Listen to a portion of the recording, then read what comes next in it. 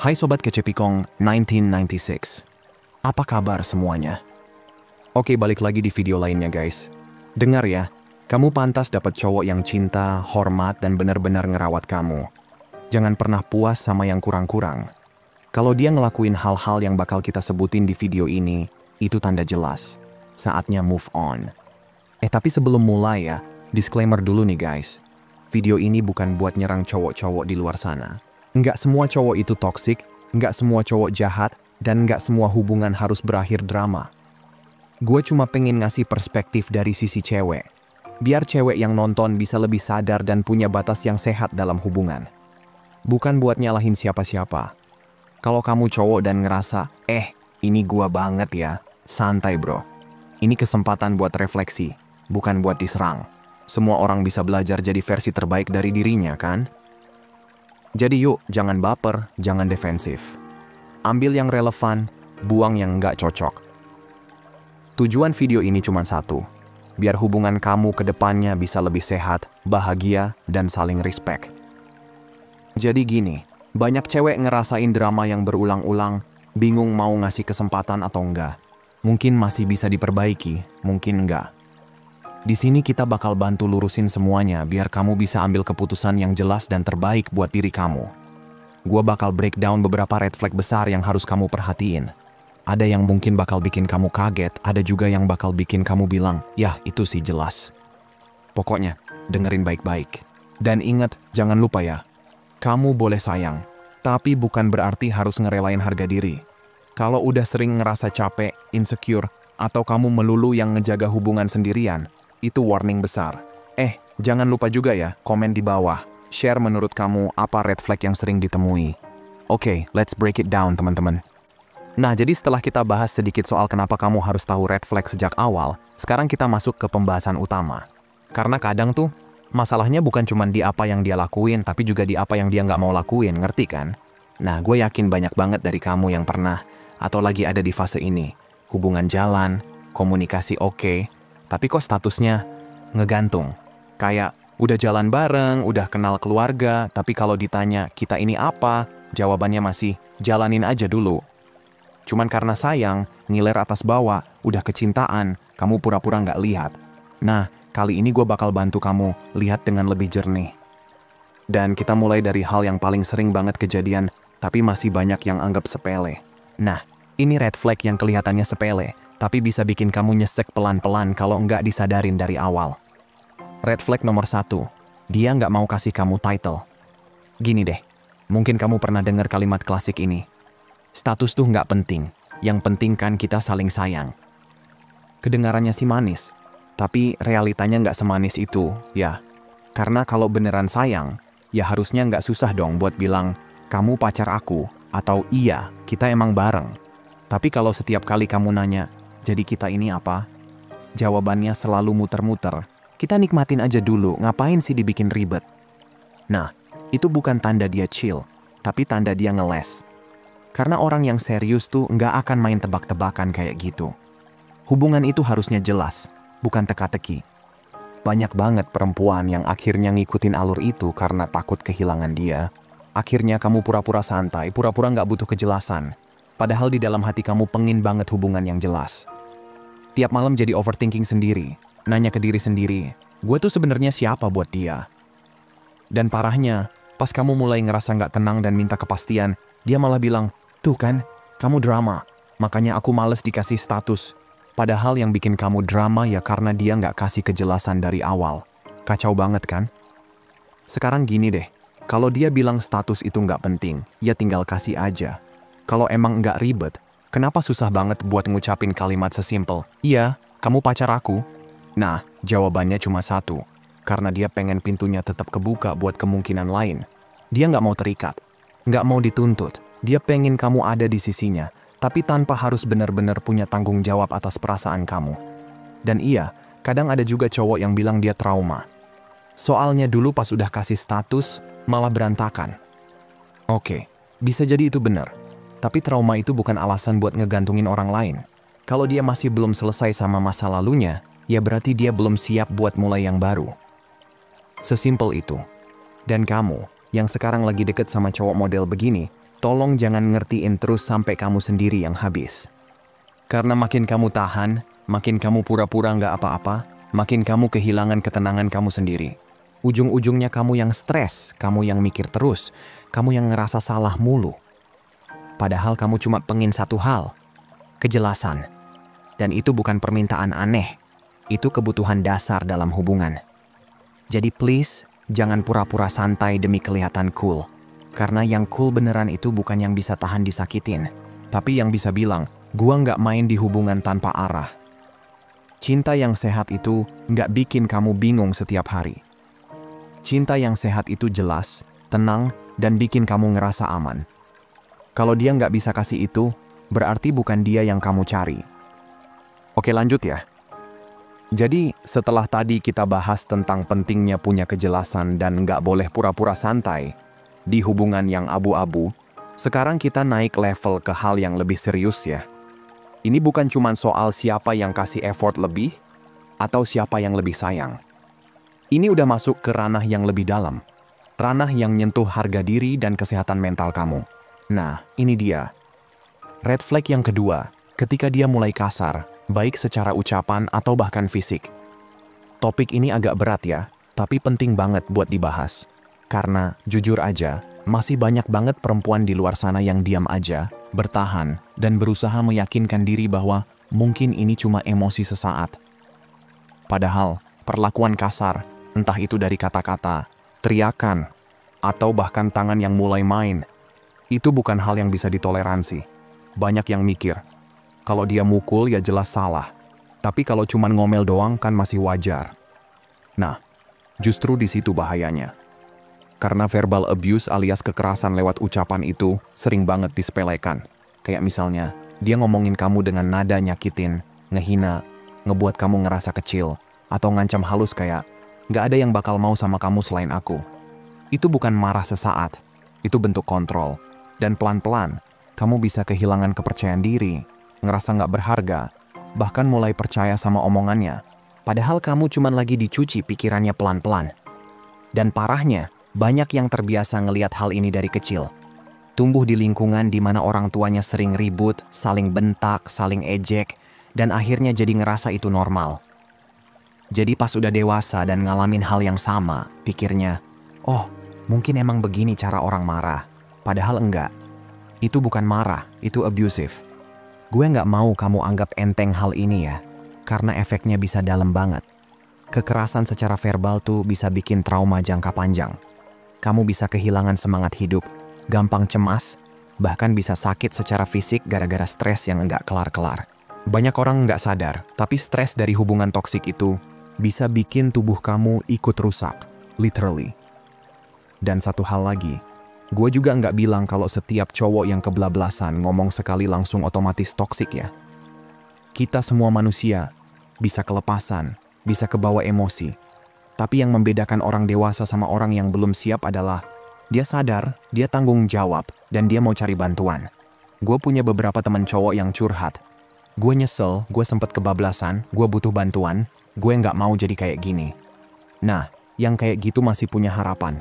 Asal dia benar-benar mau berubah dan benar-benar ambil tindakan.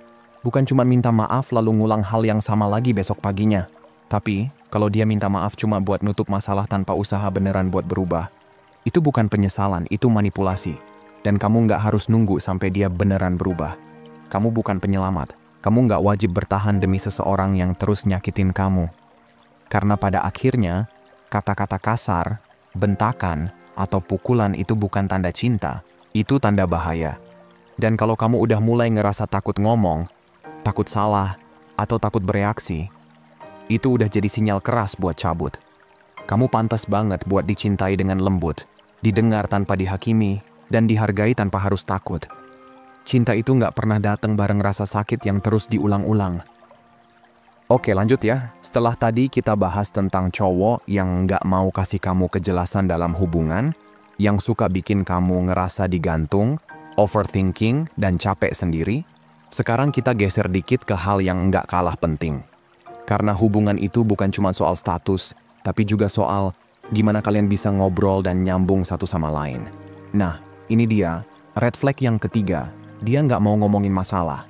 Nah gini, sering banget kan kita dengar curhatan dari cewek yang bilang, aku udah coba ngomong baik-baik, tapi dia selalu ngeles. Setiap kali aku mau bahas sesuatu yang serius, dia malah diem atau tiba-tiba marah. Dan jujur aja ya, kalau kamu udah berulang kali berusaha buat ngobrol dari hati ke hati, tapi dia selalu nutup pintu, selalu ngedumel, selalu ngelak, atau pura-pura nggak ngerti, gue cuma mau tanya satu hal. Buat apa kamu masih di situ? Karena gini, hubungan yang sehat itu nggak mungkin bisa jalan kalau salah satu pihak nggak mau komunikasi. Kamu nggak bisa bangun hubungan yang kokoh kalau setiap kali ada masalah, dia malah kabur dari pembicaraan. Masalah itu nggak akan hilang cuma karena kamu diem. Dan ngomongin hal serius bukan berarti kamu drama atau ribet. Itu tandanya kamu peduli dan pengen memperbaiki. Tapi kalau dia selalu matiin pembicaraan dan bikin kamu ngerasa salah terus, itu udah tanda besar kalau dia nggak siap buat hubungan yang dewasa. Gue paham kok, nggak semua cowok gampang buat terbuka. Ada yang susah ngomong karena belum pernah diajarin cara komunikasi yang sehat. Tapi tetap aja, harus ada kemauan buat dengerin kamu dulu. Kalau kamu ngomong, dia malah main HP, matanya kemana-mana, atau malah ngelucu biar topiknya ganti. Duh, itu bukan lucu, itu ngeles. Dan lama-lama kalau kamu terus diperlakuin kayak gitu, kamu bakal mulai ngerasa nggak didengar, ngerasa nggak penting, dan ujungnya kamu jadi makin jauh secara emosional. Dari yang awalnya masih pengen ngobrol, jadi males ngomong apa-apa karena percuma. Dan di titik itu, hubungan udah mulai retak tanpa kamu sadari. Kalau kamu terus-terusan berusaha nyampein isi hati, tapi selalu ditolak atau diabaikan, lama-lama kamu bisa berubah. Bukan karena kamu pengen, tapi karena kamu lelah. Kamu mulai nahan perasaan, mulai pasif, mulai dingin, bahkan mulai ngebales dengan cara yang kamu sendiri nggak suka. Dan dari situ, suasana hubungan berubah jadi toksik. Saling nyalahin, saling sindir, saling cuek. Dan yang paling sedih, banyak banget yang tetap bertahan di hubungan kayak gini bertahun-tahun, berharap satu hari dia bakal berubah. Padahal kalau dari awal dia aja nggak mau dengerin, gimana mau berubah? Hubungan yang sehat itu butuh komunikasi yang dua arah. Bukan kamu terus yang ngomong dan dia terus yang ngelak. Bukan kamu yang selalu mikirin cara ngomong biar dia nggak tersinggung, tapi dia nggak pernah mikirin gimana cara dengerin kamu dengan respect. Makanya, penting banget buat tahu hal ini sejak fase awal kenalan. Pas lagi PDKT aja kamu udah bisa lihat, apakah dia bisa diajak ngobrol serius? Atau cuma bisa bahas hal-hal receh kayak makanan, film, dan meme doang? Seru sih, tapi kalau obrolan kalian nggak pernah nyentuh hal yang lebih dalam, kamu nggak akan tahu cara dia nyelesain masalah nanti. Dan ingat, komunikasi itu fondasi hubungan.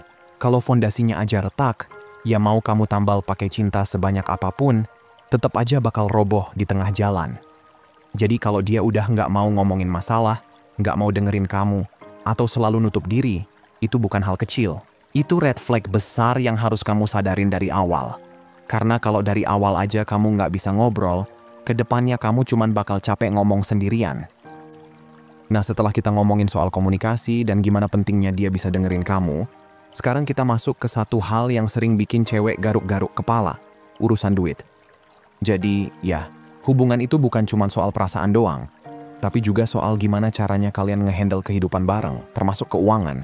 Dan percaya deh, sikap dia soal duit itu bakal ngasih banyak tanda tentang seberapa serius dia sama kamu. Oke, sekarang kita sampai di red flag terakhir, dan ini tuh kelihatannya sepele, tapi buat gue ini penting banget buat dibahas. Karena dari sini aja udah bisa kelihatan niat aslinya cowok itu gimana. Yaitu, kalian baru pertama kali kencan, tapi malah kamu yang disuruh bayar. Sekarang, ayo kita buka-bukaan aja ya. Kencan pertama itu bukan cuma soal makan, ngopi, atau nonton bareng. Itu momen awal buat saling nunjukin niat dan effort. Kalau dia yang ngajak duluan, ayo ketemu, aku mau kenal kamu lebih dekat. Tapi pas tagihan datang malah diam 1000 bahasa, pura-pura nggak lihat. Atau lebih parah, narik badan sambil main handphone itu udah nunjukin banyak hal. Karena gini, cowok yang bener-bener tertarik dan pengen ninggalin kesan baik, dia pasti akan mikir gimana caranya bikin kamu ngerasa dihargain. Gue nggak ngomongin soal nominal ya. Nggak harus makan di tempat fancy atau bayar mahal. Tapi soal inisiatif dan niat. Karena dari hal kecil, kayak cara dia handle kencan pertama aja, udah bisa kelihatan karakter aslinya kayak apa. Kalau dari awal aja, dia udah lepas tangan. Bayangin nanti ke depannya. Kamu mau berharap dia bisa tanggung jawab soal hal yang lebih besar? Kayaknya berat deh.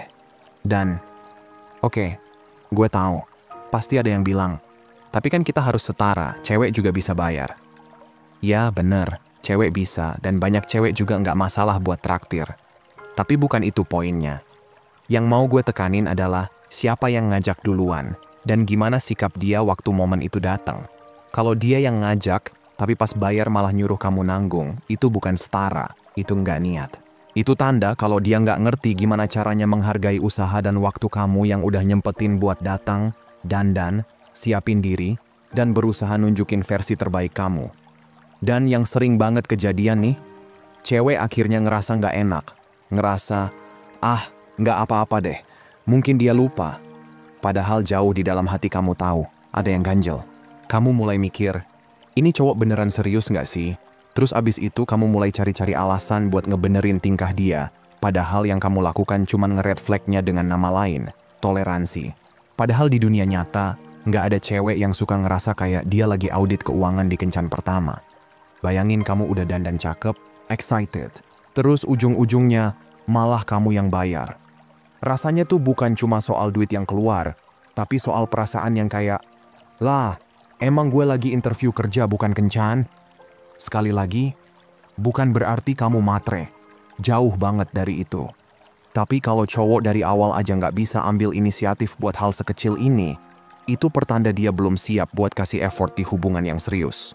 Karena orang yang bener-bener tertarik tuh pengen ngasih kesan, pengen nunjukin, gue bisa jagain kamu, gue punya niat baik. Kalau itu aja nggak bisa, jangan heran kalau nanti dia juga nggak bisa ngasih rasa aman, perhatian, atau kejelasan. Dan buat kamu yang pernah ngalamin ini, gue tahu kadang susah banget buat ngakuin kalau kamu kecewa. Karena kamu takut dibilang perhitungan, takut dibilang nggak modern, atau takut dia ngira kamu matre. Padahal nggak gitu, kamu cuma pengen tahu, dia beneran serius sama gue, atau cuma main-main. Dan kencan pertama itu, sayangnya, sering jadi jawabannya. Jadi kalau kamu nemu cowok yang dari awal aja udah bikin kamu ngerasa nggak dihargain, tolong, jangan pura-pura nggak lihat. Karena hubungan yang sehat itu dimulai dari rasa hormat, bukan dari nota yang kamu bayar sendiri. Dan kalau dia beneran tulus, dia nggak akan biarin kamu keluar dari restoran sambil mikir, gue barusan kencan atau barusan traktir orang asing. Nah, jadi gitu ya. Kadang hal-hal kecil yang kita anggap sepele di awal, justru bisa jadi tanda besar tentang siapa dia sebenarnya. Dari cara dia ngomong, cara dia ngadepin masalah, sampai hal sesederhana siapa yang bayar di kencan pertama. Semua itu bukan cuma soal perilaku, tapi cerminan dari mindset dan cara dia memandang hubungan. Dan yang sering banget kejadian adalah, kamu tahu ada yang salah, tapi pura-pura nggak lihat. Kamu ngerasa, mungkin nanti dia berubah, atau dia cuma lagi capek. Padahal di dalam hati kamu tahu, itu udah jadi pattern. Kamu cuma belum siap buat ngakuin. Padahal, makin lama kamu tutup mata sama red flag, makin dalam juga kamu terjebak di hubungan yang bikin kamu kehilangan jati diri. Kuncinya tuh cuma satu, jangan takut buat bilang cukup. Jangan takut kehilangan orang yang nggak pernah benar-benar berjuang buat kamu. Karena jujur aja, lebih baik kehilangan dia sekarang daripada kehilangan dirimu sendiri nanti. Kamu pantas punya hubungan yang bikin kamu tenang, bukan tegang. Yang bikin kamu tumbuh, bukan ragu. Yang bikin kamu ngerasa disayang, bukan diuji setiap hari. Dan ingat, cowok yang benar-benar sayang itu nggak akan bikin kamu ngerasa bersaing, ngerasa sendirian, atau ngerasa harus berjuang sendirian demi hubungan yang seharusnya dijalani berdua. Jadi, mulai sekarang, buka mata kamu lebar-lebar. Perhatiin tanda-tanda kecil yang mungkin selama ini kamu anggap nggak penting.